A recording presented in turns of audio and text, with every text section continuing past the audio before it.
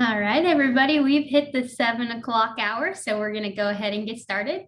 My name is Brittany Grother, and I serve on the Kansas Junior Livestock Show Lead Challenge Competition Planning Team. Welcome tonight to our third Listen and Learn session. This is our last Listen and Learn session of this year's competition, so thank you for joining us today.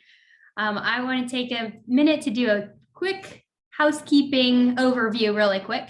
So just a reminder, tonight's meeting is recorded. And then at any point, if you have a question, you can throw that in the chat, or at the end, we'll have time for you to unmute and ask your questions as well. And then don't forget after this session to go to the Junior Livestock Show website and fill out your participation survey so you can get those participation points. All of our Listen and Learn sessions so far are also posted on the website. In case you haven't watched them already, make sure to go ahead and watch those and do those participation surveys as well.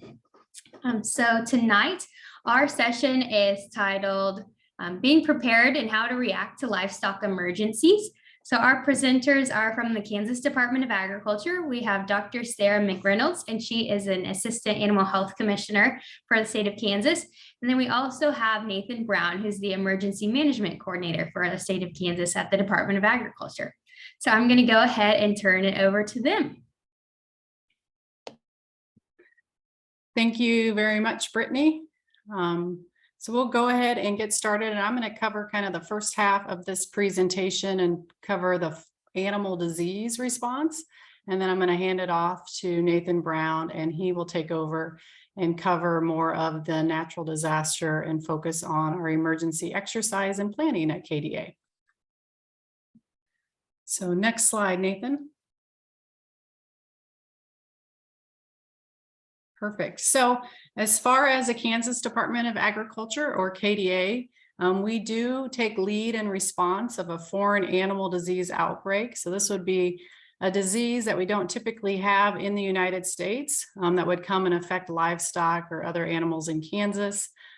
We also have a plant division within the Kansas Department of Agriculture. So we take a lead as for a plant disease, intentional food safety issue, or water issues. So as far as the Kansas Department of Agriculture, we might take a lead in many different areas, but I'm in the animal health division. So certainly foreign animal disease outbreak is the highest priority in our world as far as the Kansas Department of Agriculture. Next slide. Perfect. So there are many diseases of concern. I certainly don't have every disease that we don't have in the United States listed here, but these are a lot of the big ones you'll see. And the ones in bold are the ones I'm going to talk about that we've had in Kansas in the last few years. And I'm going to highlight, but certainly avian influenza or bird flu, we're still in the middle of an outbreak here in the United States. We haven't had a case in Kansas for a few months, but that's certainly a disease that's always of concern for the whole United States.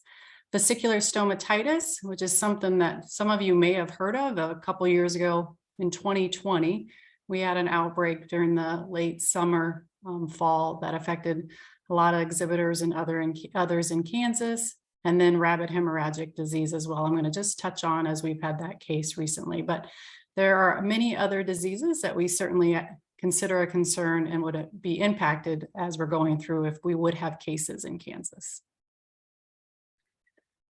So we are always concerned about new diseases coming, and I think most of us have lived through 2020 and know how diseases can come into our country, but there's always ways that new diseases can enter the United States. One is through products. So products coming in through airports or being shipped through containers, there's always a chance that a new disease might enter the United States, might reach livestock through that method. People can spread diseases. Tourists, military, even the products they bring back can certainly spread disease.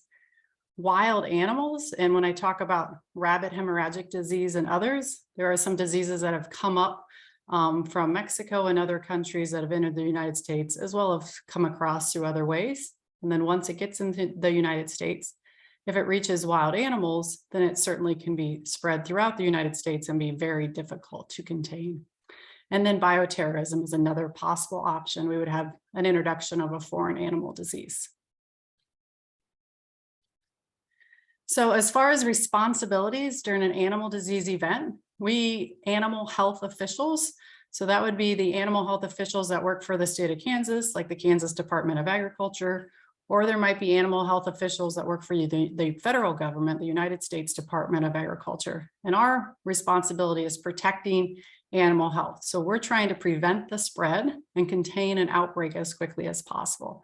As far as producers or owners of those livestock or animals, their responsibility is keeping their herd free of an infection. And the more we can contain and prevent further spread, the quicker that we can get rid of that disease, eradicate that disease from the state.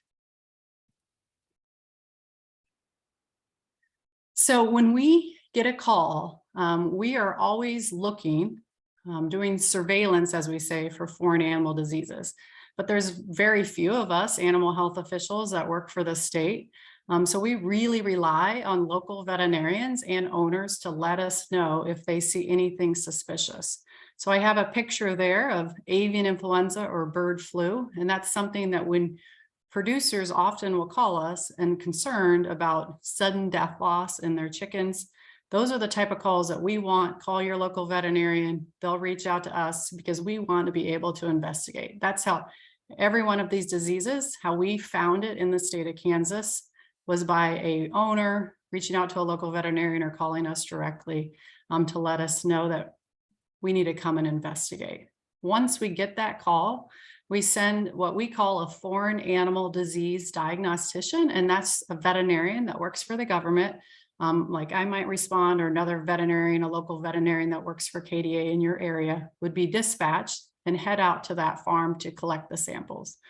So that veterinarian has extra training in what these foreign animal diseases look like, so they can respond, know what samples to collect. And then once those samples are collected, they know exactly what diagnostic laboratory that needs to be shipped to. So they have extra training to respond to these foreign animal diseases. If we would get a confirmed positive on a farm in a different species, we had avian influenza, 6 cases in Kansas earlier this year. Our initial response is issuing a quarantine. So we want to try to contain as quickly as possible and prevent that spread. A quarantine just means that all the animal on that property aren't allowed to leave until we've gone through all our response steps. And then once at that point, we will release a quarantine. That keeps those animals in one spot so we don't have further spread. And then there are different types of responses we may take. And I'll talk a little bit about that as I talk about the 3 diseases we've had in the last few years. And certainly our level of response is going to depend on the disease. If it's those involved, if it's a small outbreak, the response will be so small you might not even realize it's happening. But if we have even avian influenza, that's something that there are press releases and it impacts many others in the region. Thanks, Nathan. So like I mentioned, our response activities, the first thing we try to do is contain on the farm. With avian influenza, that's a disease that rapidly, unfortunately, affects all the chickens, all the guineas, all the poultry in that flock. And it tends to have a pretty high death rate. Because we're putting them out of their nursery, trying to prevent that spread as quickly as possible, we do humanely euthanize all the other poultry at that farm. So that's our way of trying to contain it and get rid of that disease from that farm. Once we have that, and then we properly dispose of those birds in a way that would not impact and not further spread this virus from one farm to another. We also do surveillance. So if you live within 5-10 miles of that farm, we will be reaching out, doing contact, finding out if you have poultry yourself, chickens, other poultry that would be susceptible. Also maybe doing sampling if there's any type of signs of this virus. We would also quarantine and ask you not to move your birds until we know that there's no longer disease in that area. So even if you're not the farm that has it, you certainly could be affected as we're trying to make sure it hasn't spread further from that farm. Another step we do is movement control. And I mentioned it before, but we know that the best way for these diseases to spread is through direct contact from one animal to another. So we really, in an outbreak situation, recommend movement control. Everybody, all the animals stay home. We don't need animals going to a livestock market or a show and further spreading those diseases. So in an outbreak in a certain area or in the whole state or in the whole nation, we might have movement controls for certain species of animals. So again, our goal is to eradicate these diseases using different strategies. It certainly depends on the disease. To protect animal agriculture, that's our #1 goal, is to protect the animal agriculture industry in the state, protect our food supply, the economy, and also protect public health. So here's a map of the highly pathogenic avian influenza, or HPAI. You also hear in the news bird flu. Like I mentioned, on the left-hand side of the screen, you can see the cases that we had in the state of Kansas. So there were 6 different counties that were affected. And this is an example of a disease that spread through migratory waterfowl or wild birds that are flying over. So it's really hard for us to contain because wildlife is able to spread this. And you can see on the right-hand side, the states that are in green are ones that have had positive cases. So because of the wildlife having the ability to spread this virus, there's a widespread outbreak over the entire United States, as well as Canada, Europe, many other countries are dealing with the same virus. At the top, you can see over 200 commercial poultry flocks have been affected and 236 backyard flocks. And unfortunately, we're still seeing cases today. So in this case, just like the steps I mentioned, we're going through there to try to contain it and make sure, and we're doing the surveillance in the area. And as you can see, we only had 1 case in each county. So our surveillance and all our steps and outreach certainly paid off as we were trying to contain it after we get it introduced to our state.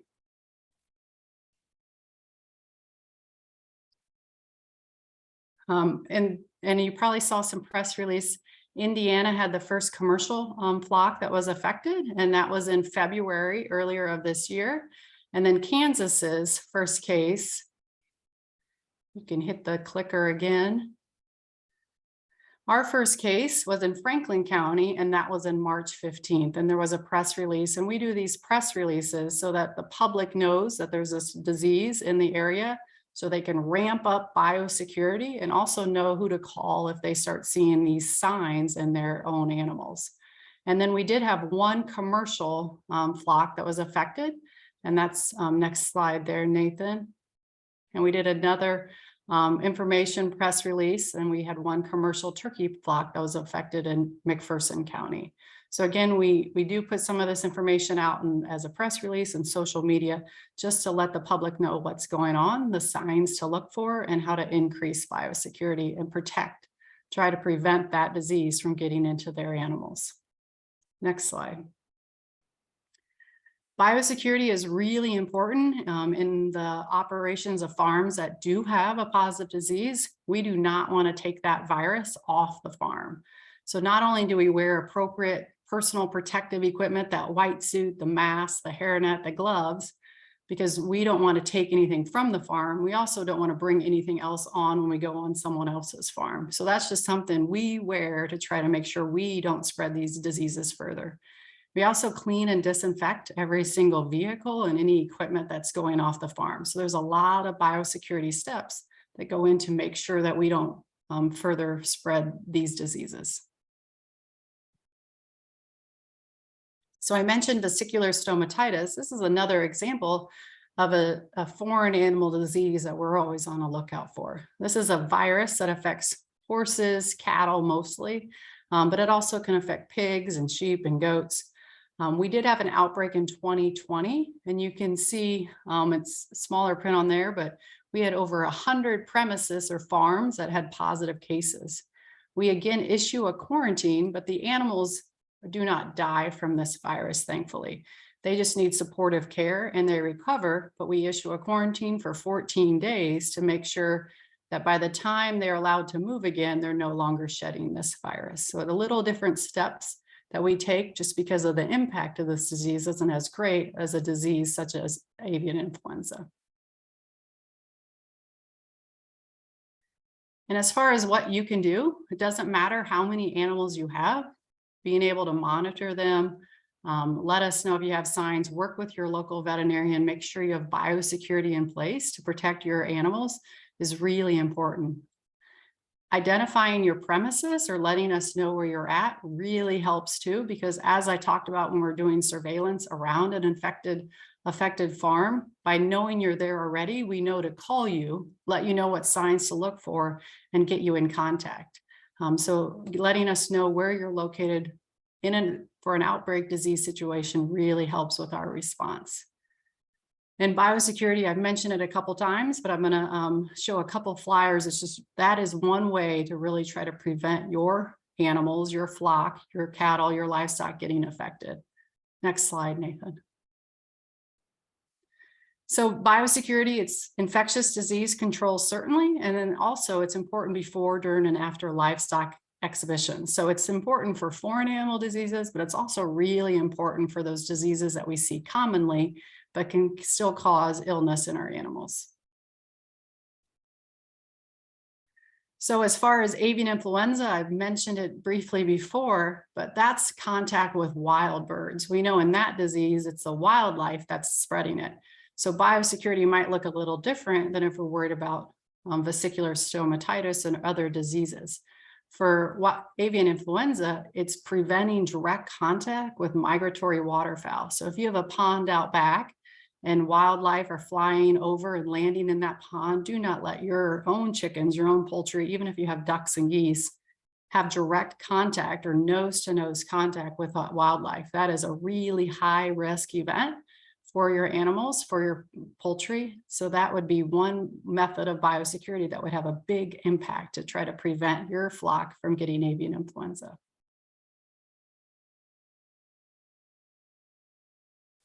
And we also have some biosecurity resources on our website for different species. There's just an example of two, but talking about biosecurity for when you're having exhibitions. So if you're going to a show, during a show, or after the show, those are resources. Our contact is at the end of this presentation, and we can certainly get you those flyers to share.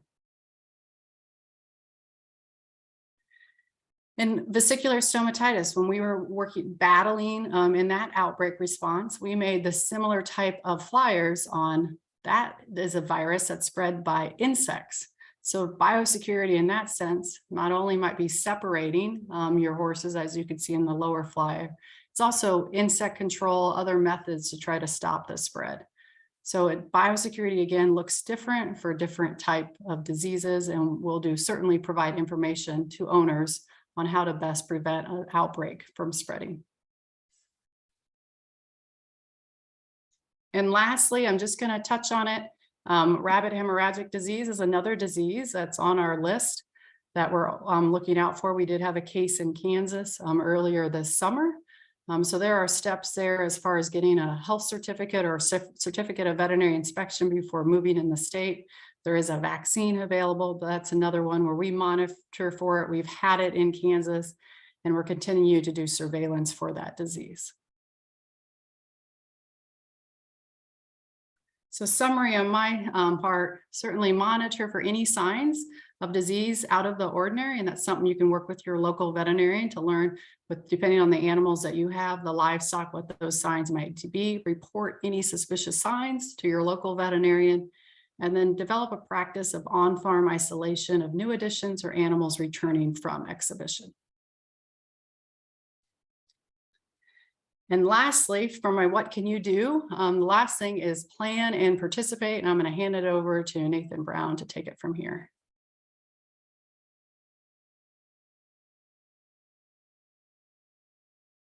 Thank you and good evening. I appreciate the opportunity to talk with you all tonight and for you all to join us. So as Dr. McReynolds mentioned, some of the things that you can do to help yourself and to be better prepared and to help not bring some of these diseases onto your premises. But in the meantime, I want to talk a little bit with you about what we do also to help the Kansas Department of Agriculture prepare. So every year, the Kansas Department of Agriculture has an annual exercise, and we focus on foreign animal diseases. Mainly, we focus on foot and mouth disease because this is one of the diseases of largest concern and would have the most impacts and affect us negatively in Kansas. And so each year in December, we have around 200 to 300 people on average participate in these exercises. And when I say exercise, it's just like what you have all done in school, similar to a fire drill or a tornado drill that you all practice, that we've all practiced in school to get better and to get faster at responding. We do the similar thing, only a little bit different. So each year, these exercises that you're seeing have all a little bit of a different focus, so that we can practice different things when it comes to a disease response in Kansas.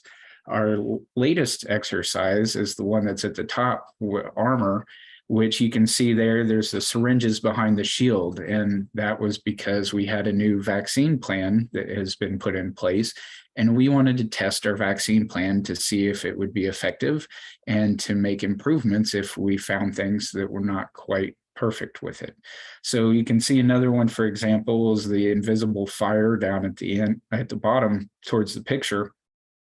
And that focus was about stopping the spread of a disease through the livestock industry in Kansas. Because if you think about a foreign animal disease and you kind of think about a fire, right? It's invisible fire. It kind of spreads like that through the state. And so we've been doing these exercises. Next year, you can see Ripstop here was 2013. Next year is going to be our 10-year anniversary for doing these continually. And so we'll have to come up with a plan to make that a little special or something, maybe some balloons or something. But during these exercises, we focus on our Kansas incident management team at our department. What that is it's a way for us to organize, and it's a way for us to manage a large incident. So emergency management is not the same as a first responder. We work with the first responders and the local heroes that help us every day, which are our fire departments, our law enforcement, military, and things.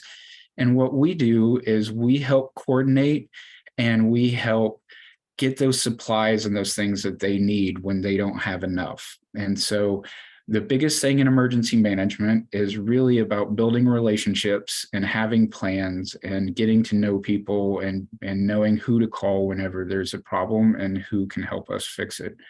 So for our incident management team, it's about 70 different people working together to plan and manage operations in a disease response through the state. We also help plan for recovery after the emergency to help everybody get back on their feet or to help replace the things that lost and try to get back to normal. So we do that in a number of ways. And we do that with a number of our partners. So part of those 70 people, we work with K-State University, a number of different programs and departments there.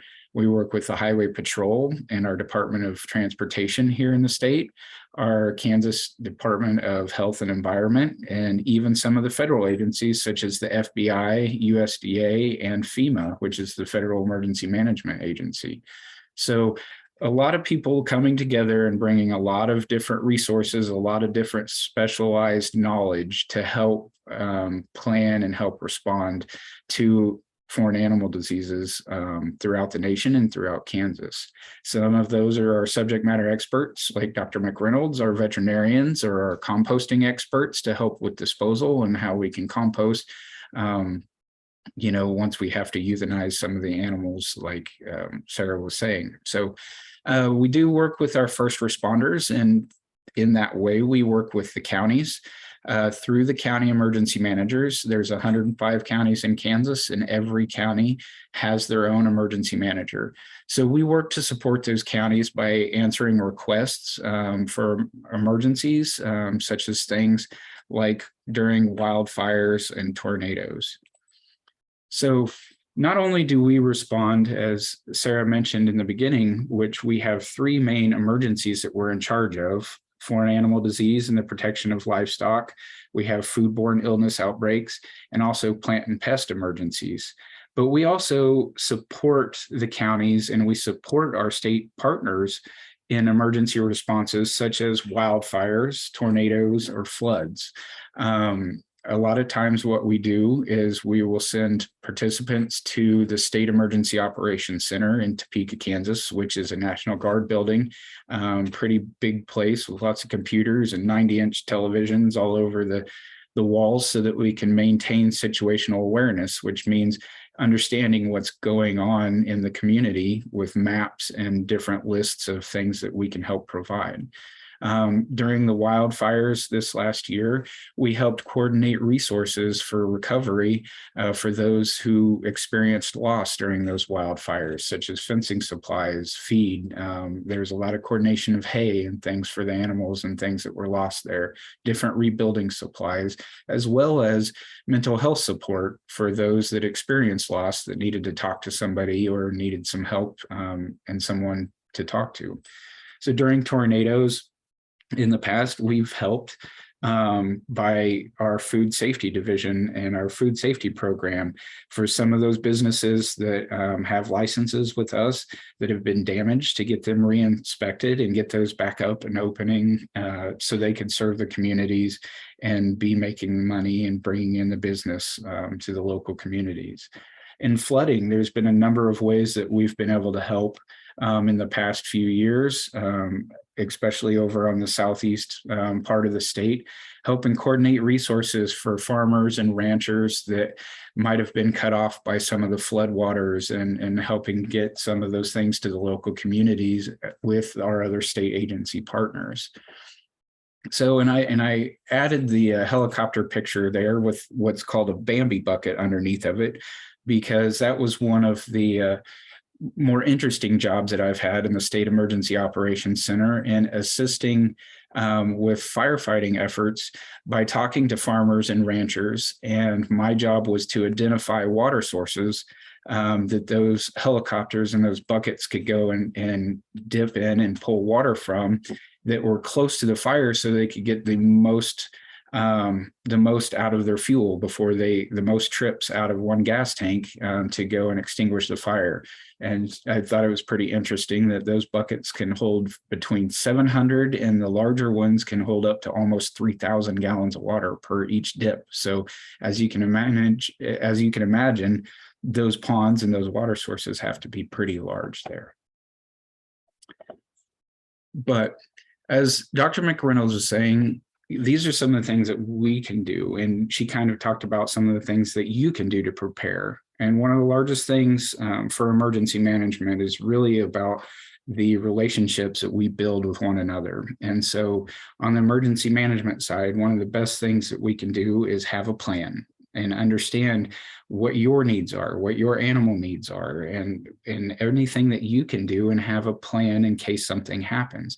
But also just be active in your community, get to know people in your town, get to know people in your county, and understand who you can call for help if something happens, and who can help you out, and how you can help your other neighbors and families and things. So with that, I'll get to, looks like that's about the end of our time and the end of our presentation. And so I had to add my favorite dog picture in there with, are there any questions? Well, thank you, Sarah and Nathan, for your presentation. I did see that we had something come in the chat. So the Ebert family was wondering, this question is for Dr. McReynolds. Those first three diseases that you touched on, so the avian influenza, the rabbit hemorrhagic disease, vesicular stomatitis, they were wondering which of those diseases impacts cattle the most. Oh, out of those three diseases, only one actually impacts cattle, and that's vesicular stomatitis. And I had a picture there of some lesions you saw on the upper lip, and that was from a cattle in our outbreak in 2020. Pretty painful lesions that we see in cattle.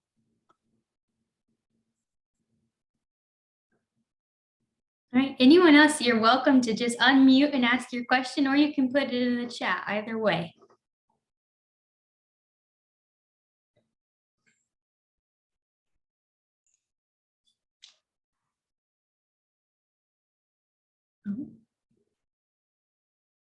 I did get a question in the chat that asked where you can go to watch the other Zoom meetings. So those are on the Kansas Junior Livestock Show website on the lead challenge tab. So those are just where you would be signing up for your speech times and things like that. And then we had another question. The young family asked, which of these diseases should we be the most worried about? So diseases in the whole presentation, what should they be the most worried about? Well, some of it might depend what livestock species you have at home. Certainly, we're in the middle of an avian influenza outbreak right now, and we're about ready to have fall migration. So if you have poultry, you should have really high biosecurity. You should not be letting your backyard birds have any nose-to-nose contact with any wildlife. Certainly foot and mouth disease, like Nathan mentioned, that's a disease that would have a huge impact on our state. So we're always worried about that. And then we also are African swine fever. I didn't touch on it. Thankfully, we haven't had it in the United States, but it's in the Dominican Republic, and that affects pigs only. And we're certainly really concerned about that getting to the United States. And I missed it. Let me find that. And you said, are any of the 3 diseases mentioned able to be passed to humans? So avian influenza, it's certainly similar to influenzas that we see, but this strain that we're having now, there have been 2 cases in the entire world, one in England and one in Colorado, that humans were able to get that virus out of them, but they really didn't have much for signs. So certainly there's the ability for some of these viruses, vesicular stomatitis, the same thing, it can be a bad cold in humans. So rabbit hemorrhagic disease, though, does not affect humans. Neither does foot and mouth disease or African swine fever, thankfully. And Sarah, off of that same tangent, what about the food supply? So if any of these animals have these diseases, can they still be consumed in the food supply? We do not. So any animals, any poultry that are affected with avian influenza does not enter the food supply. Rabbit hemorrhagic disease, those animals would not enter the food supply. Vesicular stomatitis, thankfully, these animals don't die from this disease, they recover from it. So later they would enter the food supply, but there's no impact to public health.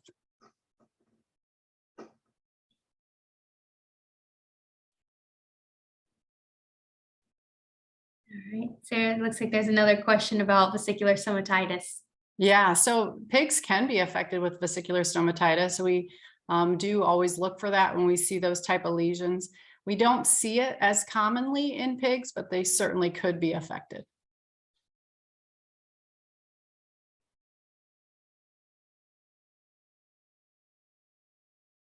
Good questions, everybody. Are there any questions left? I had one for Nathan. Nathan, you mentioned that one important part of emergency management and planning is getting to know people. Who would be some good people to get to know in their communities, specifically about emergency response? Yeah, thank you for the question. That's a great question. And so, you know, it's always good to get out there and to meet people that have the same interests as you and maybe some of the same type of species that you have. But I would think some of the best and some of the ones that we talked to the most when we were dealing with vesicular stomatitis was our extension agents and our local county emergency managers and things to that have that knowledge and that have that information, and they have those relationships in the community. And so I'd say those are 2 of your best resources right there, is your extension agents as well as your local county emergency managers. Awesome. Thank you, Nathan. And then Sarah, it looks like there was another question about the rabbit hemorrhagic disease. How many cases in Kansas?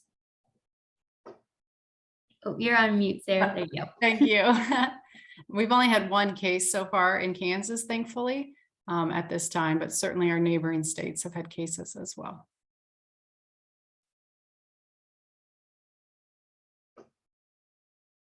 All right, are there any last questions from anyone? And you're also welcome to unmute as well if you'd like to ask your question verbally.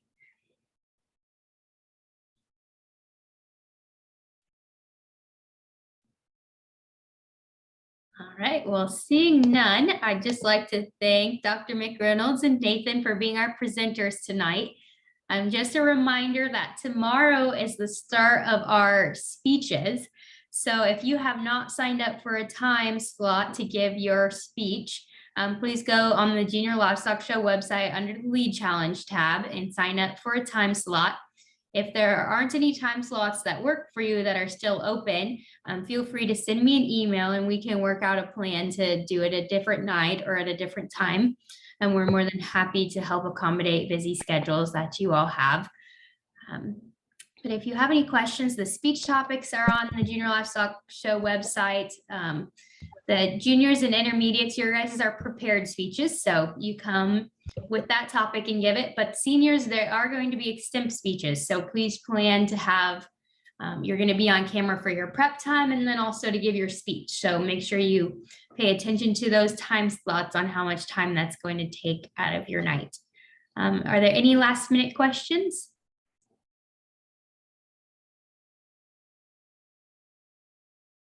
All right, well, seeing none, thank you all for joining us tonight, and we look forward to seeing you either tomorrow night or Wednesday night for your speeches. Thank you, everyone.